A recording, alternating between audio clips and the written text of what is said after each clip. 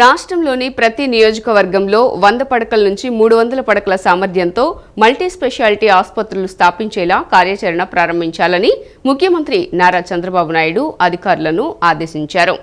మొత్తం 175 నియోజకవర్గాలకు గాను 100 పడకలకు పైగా సామర్థ్యం ఉన్న ఆసుపత్రులు ఇప్పటికే 70 వరకు ఉన్నాయని, మిగిలిన 105 నియోజకవర్గాల్లో మల్టీ స్పెషాలిటీ హాస్పిటల్స్ నిర్మాణం జరిగేలా త్వరితగతిన చర్యలు తీసుకోవాలని తెలిపారు. పీపీపీ పద్ధతిలో ఆసుపత్రులు నిర్వహించేలా ఆలోచన చేయాలని, ఇందుకోసం ముందుకొచ్చే సంస్థలకు పరిశ్రమల తరహాలోనే సబ్సిడీలు ఇచ్చే విధంగా రూపొందించాలని తెలిపారు. సచివాలయంలో ఆరోగ్య శాఖపై ముఖ్యమంత్రి చంద్రబాబు సమీక్ష నిర్వహించారు. రాష్ట్రంలో వైద్య సేవల్ని మరింత విస్తృతపరచాలని చెప్పారు. అమరావతిలో మెగా గ్లోబల్ మెడ్ సిటీ ప్రాజెక్టు ఏర్పాటు చేసేందుకు చర్యలు తీసుకోవాలన్నారు. ప్రపంచ దేశాలన్నీ వైద్యం కోసం అమరావతి వచ్చేలా అంతర్జాతీయ స్థాయిలో తీర్చిదిద్దాలని చెప్పారు. విద్య, వైద్య రంగాలు తమ ప్రాధాన్యాలుగా చెప్పిన ముఖ్యమంత్రి గేట్స్ ఫౌండేషన్ సహకారంతో రాష్ట్రంలో అత్యుత్తమ వైద్య సేవలు అందించాలని అధికారులకు చెప్పారు. పీహెచ్సీ, సిహెచ్సీ స్థాయిలో వైద్యులు అందుబాటులో లేని సమయంలో రోగులకు వర్చువల్ విధానంలో ప్రాథమిక సేవలు అందేలా చూడాలన్నారు. అనారోగ్యం బారిన పడిన తర్వాత వైద్య సేవలు అందించే పరిస్థితి నుంచి ముందు జాగ్రత్తగా ప్రతి ఒక్కరూ ఆరోగ్యాన్ని సంరక్షించుకునేలా అవగాహన కల్పించాలని తెలిపారు. 32.5 కోట్లతో 25 డ్రగ్ డిఅడిక్షన్ సెంటర్లను బలోపేతం చేయడంతో పాటు కొత్తగా మరో 13 డ్రగ్ డిఅడిక్షన్ సెంటర్లను ఏర్పాటు చేయాలని సమావేశంలో ముఖ్యమంత్రి స్పష్టం చేశారు. అలాగే ఏజెన్సీ ఏరియాలోని పీహెచ్సీల్లో వైద్య ఖాళీల భర్తీ, విజయనగరంలో కొత్తగా 8 డయాలసిస్ సెంటర్ల ఏర్పాటు, ఎన్టీఆర్, విజయనగరం, బాపట్ల జిల్లాలో డయాలసిస్ మిషన్లు పెంచడం, కొవ్వూరు, నిడదవోలు పీహెచ్సీలను అప్గ్రేడ్ చేయడం తదితర అంశాలపైన మార్గదర్శకాలు జారీ చేశారు. కుప్పంలో అమలు చేస్తున్న టాటా కన్సల్టెన్సీ సర్వీసెస్ అభివృద్ధి చేసిన వినూత్న ఆరోగ్య సంరక్షణ కార్యక్రమం డిజిటల్ సర్వే సెంటర్ పురోగతి గురించి ముఖ్యమంత్రి అడిగి తెలుసుకున్నారు. డిజిటల్ ప్లాట్ఫామ్ను ఉపయోగించి ఆరోగ్య సంరక్షణ అందించడానికి డిజిటల్ సర్వే సెంటర్ దోహదపడుతుందని తెలిపారు. భారతదేశంలో ఏ రాష్ట్రంలో లేని విధంగా వాట్సాప్ ద్వారా రైతుల ధాన్యాన్ని కొనుగోలు చేసుకునే విధంగా రాష్ట్ర ప్రభుత్వం టెక్నాలజీని తీసుకువచ్చిందని, రైతులకు నచ్చిన రైస్ మిల్లులకు ధాన్యంను అమ్ముకోవచ్చునని రైతులకు పౌర సరఫరాల శాఖ మంత్రి నాదెండ్ల మనోహర్ సూచించారు. రైతుల నుండి ధాన్యం కొనుగోలు చేసిన 24 గంటల నుంచి 48 గంటల్లోనే డబ్బు చెల్లించడం జరుగుతుందని ముఖ్యమంత్రి ఆదేశాలు ఇవ్వటం జరిగిందని, అయితే 24 గంటల్లోనే 90% మంది రైతులకు జమ అవుతుందని తెలిపారు. రైతు నుంచి ప్రతి బస్తాని కొనుగోలు చేయడం జరుగుతుందని, రైతులు ధైర్యంగా ఉండాలన్నారు. 17% తేమ ఉన్న ధాన్యాన్ని కొనుగోలు చేయాలని మిల్లర్లకు ఆదేశాలు ఇవ్వటం జరిగిందన్నారు.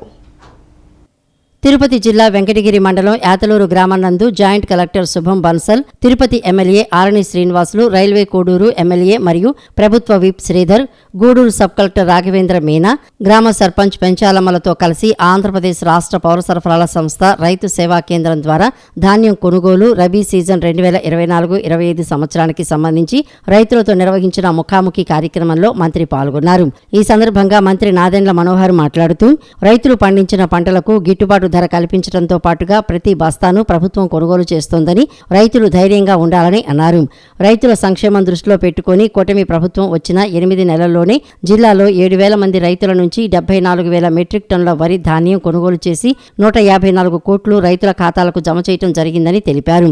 రాష్ట్రంలో ఉన్న ప్రతి రైతు సంతోషంగా ఉండాలన్నదే రాష్ట్ర ముఖ్యమంత్రి నారా చంద్రబాబు నాయుడు, ఉప ముఖ్యమంత్రి పవన్ కళ్యాణ్ ముఖ్య ఉద్దేశమని పేర్కొన్నారు.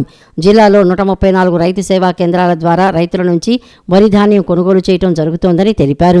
గత ప్రభుత్వం రైతులకు బకాయిలు చెల్లించకుండా పెండింగ్ పెట్టిన 1,674 కోట్ల రూపాయల బకాయిలను కూటమి ప్రభుత్వం రైతులకు చెల్లించడం జరిగిందన్నారు. రైతుల అనుభవాలు, వారి కష్టాలను తెలుసుకోవడానికి యాతలూరు గ్రామానికి రావడం జరిగిందన్నారు. భారతదేశంలో ఏ రాష్ట్రంలో లేని విధంగా వాట్సాప్ ద్వారా రైతులు ధాన్యమును కొనుగోలు చేసుకునే విధంగా రాష్ట్ర ప్రభుత్వం టెక్నాలజీని తీసుకువచ్చిందని, రైతులకు నచ్చిన రైసు మిల్లుకు ధాన్యమును అమ్ముకోవచ్చని రైతులకు సూచించారు. ప్రాంతంలో ఉన్న రైతాంగాన్ని కలిసినప్పుడు కొన్ని వివరాలు తెలుసుకుని నిజంగా మేము కూడా ఆశ్చర్యపోయాం. 376 రైతు సహాయ కేంద్రాలు ఏర్పాటు చేసి దాదాపు 74,000 మెట్రిక్ టన్నులు మా కూటమి ప్రభుత్వం కొనుగోలు చేశాం. కొనుగోలు చేయడమే కాదు, సుమారు 7,000 మంది రైతులకి 151 కోట్ల రూపాయలు 24 గంటల లోపే వాళ్ళ ఖాతాలోకి జమ చేయడం జరిగింది. అంటే 60 మెట్రిక్ టన్నులు ఎక్కడ, 74,000 మెట్రిక్ టన్నులు ఎక్కడ. ఒకసారి ప్రజలు కూడా అర్థం చేసుకోవాలి. చాలా పారదర్శకంగా, నిజాయితీగా రైతుకి అండగా ఉన్నాం కూటమి ప్రభుత్వం.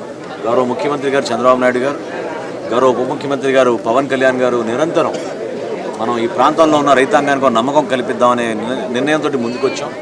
మిల్లర్లు కూడా ఏ మాటగా మాట వాళ్ళు కూడా చక్కగా సహకరించారు. వాళ్ళకి బ్యాంక్ గ్యారంటీల విషయంలో కానివ్వండి, రైతుల దగ్గర నుంచి మేము ధాన్యం కొనుగోలు చేసినప్పుడు తేమ శాతం విషయంలో కానీ, గోతాల విషయంలో కానీ ఎక్కడ కూడా పొరపాటు లేకుండా ఒక నమ్మకమైన ప్రక్రియని ప్రజల్లోకి తీసుకెళ్ళగలిగాం. ఖచ్చితంగా రాబోయే రోజుల్లో ఇక్కడున్న అధికార యంత్రాంగం మా జేసీ గారి ఆధ్వర్యంలో ప్రతి రైతు సహాయ కేంద్రాల్లో కూడా ధాన్యం కొనుగోలు మరింత వేగవంతంగా తీసుకెళ్ళడానికి సిద్ధంగా ఉన్నాం. ఆంధ్రప్రదేశ్ రాష్ట్రంలో నామినేటెడ్ పదవుల భర్తీ కొనసాగుతోంది. తాజాగా 38 మార్కెట్ కమిటీలకు చైర్మన్లను కూటమి ప్రభుత్వం నియమించింది. వాటిలో 31 టీడీపీ, 6 జనసేన, 1 బీజేపీ నేతలకు అవకాశం కల్పించారు. మిగిలిన మార్కెట్ కమిటీలకు త్వరలోనే చైర్మన్లను ప్రకటించనున్నారు. ఇప్పటికే రాష్ట్ర వ్యాప్తంగా 47 మార్కెట్ కమిటీలకు చైర్మన్లను ప్రభుత్వం ప్రకటించింది. వాటిలో టీడీపీ 37, జనసేన 8, బీజేపీ 2 చొప్పున కేటాయించారు. విజయవాడ ఇంద్రకీలాద్రిపై కొలువు తీరిన శ్రీ కనకదుర్గ అమ్మవారి సన్నిధిలో వసంత నవరాత్రులు వైభవోపేతంగా జరుగుతున్నాయి. ఉత్సవంలో 6వ రోజున కాగడా మల్లెలు, జాజులు, మరువములతో జగన్మాతకు జరిగిన పుష్పార్చన నేత్రపర్వంగా సాగింది. చైత్రమాసం సందర్భంగా బెజవాడ నగరంలోని ఇంద్రకీలాద్రిపై వసంతోత్సవాలు కనుల పండుగగా నిర్వహిస్తున్నారు. ఉత్సవాలు 6వ రోజు నటరాజస్వామి ఆలయ ప్రాంగణం పూజా మండపంపై కొలువైన జగన్మాతకు కాగడా మల్లెలు, జాజులు, మరువములతో అర్చక బృందం వేద మంత్రాల నడుమ పుష్పార్చన ఆగమోక్షంగా నిర్వహించారు. అంతకుముందు శ్రీ కనకదుర్గ అమ్మవారి ప్రధాన ఆలయం నుండి పుష్పాలతో మంగళ వాయిద్యాలు, వేద మంత్రాల నడుమ ఆలయ అర్చకులు, సిబ్బంది అర్చన ప్రాంగణానికి ఎదురు బుట్టలతో పుష్పాలు తీసుకువచ్చారు. భక్తులు విశేషంగా తరలివచ్చి అమ్మవారిని దర్శించుకున్నారు.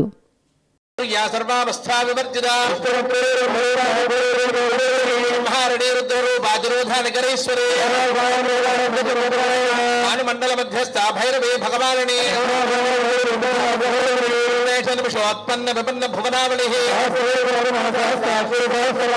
బ్రహ్మకీటజననీ వర్ణాశ్రమ విధాయిని శ్రీమంత సింధూరి కృతపాదాబ్జదుడిగా అర్థప్రదాపూర్ణ భోగిని భువనేశ్వరి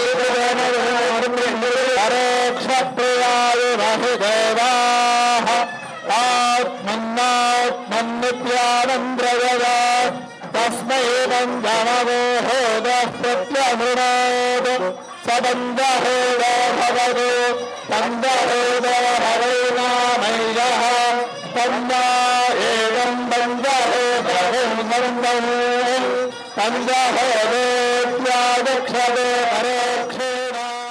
విజయవాడ ఇంద్రకీలాద్రిపై కొలువు తీరిన శ్రీ దుర్గా మల్లేశ్వర్ల స్వామివారి సేవలో వినియోగించేందుకు కృష్ణా జిల్లా కలెక్టర్ బి లక్ష్మీకాంతం దంపతులు 2 కిలోల 10 గ్రాముల వెండి 5 గిన్నెల నివేదన పాత్రలు బహూకరించారు. అంతకుముందు ఆలయానికి చేరుకున్న మాజీ కలెక్టర్ లక్ష్మీకాంతం దంపతులకు ఆలయ అధికారులు స్వాగతం పలికారు. అనంతరం అమ్మవారి దర్శనం చేసుకున్నారు.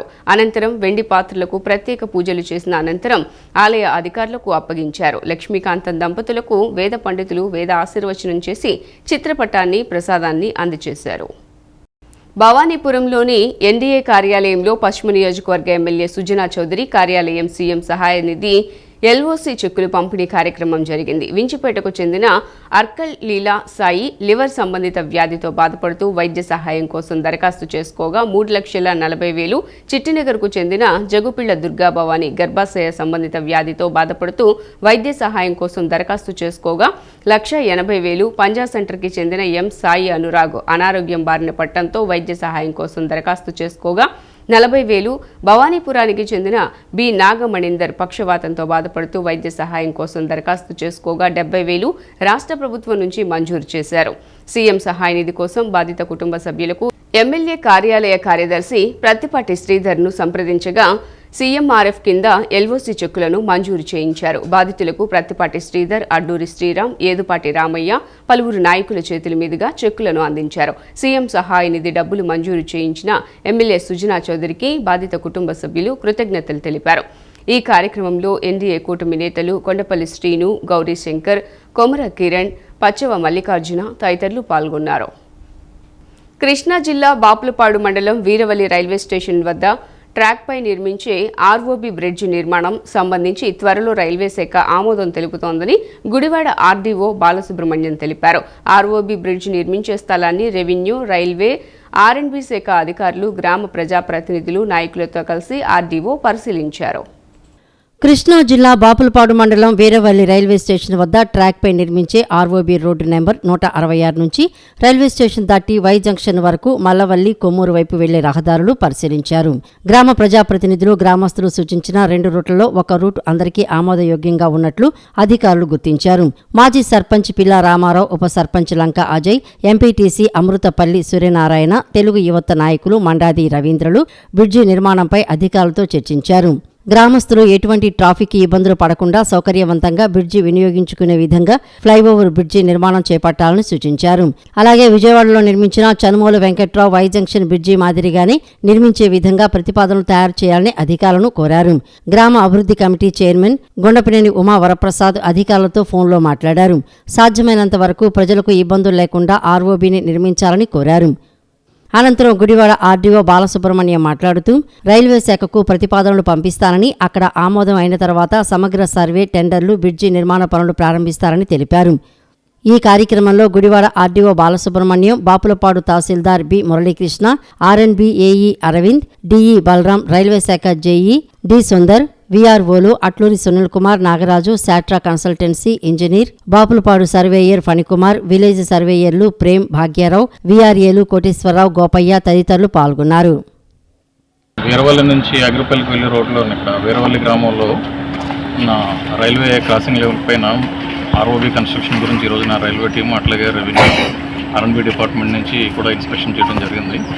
ఈ ప్రిలిమినరీ రిపోర్ట్ ఏదైతే ఉందో రైల్వే డిపార్ట్మెంట్ వాళ్ళ హెడ్ ఆఫీస్కి చేరవేసిన తర్వాత ఫైనల్ అప్రూవల్ వచ్చిన తర్వాత దీనిపైన ఇక్కడ సర్వే చేసి ఎంత కవర్ అవుతుంది, ఎంతమంది ఎఫెక్ట్ అవుతున్నారు అన్నది కూడా చూసి ల్యాండ్ ఎక్విజిషన్ ఇనిషియేట్ చేయడానికి ఇతర చర్యలు తీసుకుంటామని తెలియజేస్తాం. ఈ నెల 7 నుంచి 13 వరకు కృష్ణా తీరంలో బబ్బూరి ప్రాంగణంలో హనుమాన్ చాలీసా సమాపన ఉత్సవాలు నిర్వహిస్తున్నట్లు వైష్ణవ మహాదివ్య క్షేత్ర సేవా సంఘం అధ్యక్షులు దూపకుంట శ్రీనివాసరావు తెలిపారు.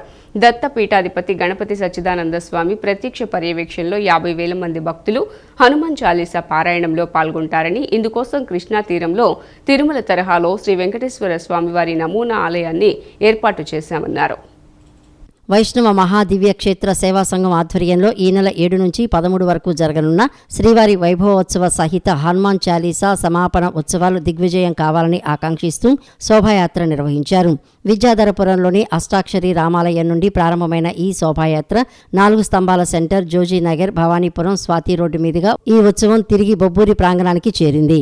వందలాది మంది భక్తులు హనుమాన్ పతాకాలను చేతపట్టుకుని శోభాయాత్రలో పాల్గొన్నారు. ఈ శోభాయాత్రలో వైష్ణవ మహాదివ్య క్షేత్ర సేవా సంఘం అధ్యక్షులు దూపకుంట శ్రీనివాసరావు అగ్రభాగాన నిలిచారు.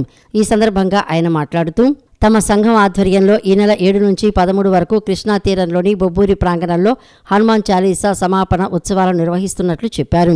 పెనుమాకలోని తమ క్షేత్రంలో ఏడాది పాటు నిర్విరామంగా జరిగిన హనుమాన్ చాలీసా అఖండ పారాయణ ఉత్సవాల ముగింపును పురస్కరించుకుని ఈ ఉత్సవాలు ఏర్పాటు చేసినట్లు తెలిపారు. దత్తపీఠాధిపతి గణపతి సచ్చిదానంద స్వామి ప్రత్యక్ష పర్యవేక్షణలో 50,000 మంది భక్తులు హనుమాన్ చాలీసా పారాయణలో పాల్గొంటారని ఆయన వివరించారు. ఇందుకోసం కృష్ణా తీరంలో తిరుమల తరహాలో శ్రీ వెంకటేశ్వర స్వామి వారి నమూనా ఆలయాన్ని ఏర్పాటు చేసినట్లు చెప్పారు. స్వామివారి సన్నిధిలో జరిగే ఉదయాస్తమాన సేవలన్నీ యథావిధిగా ఇక్కడ నిర్వహిస్తున్నామని అన్నారు. భక్తులు ఈ సమాపన ఉత్సవాల సందర్భంగా నిర్వహించే హనుమాన్ చాలీసా పారాయణలో పాల్గొని స్వామివారి కృపకు పాత్రులు కావాలని శ్రీనివాసరావు కోరారు.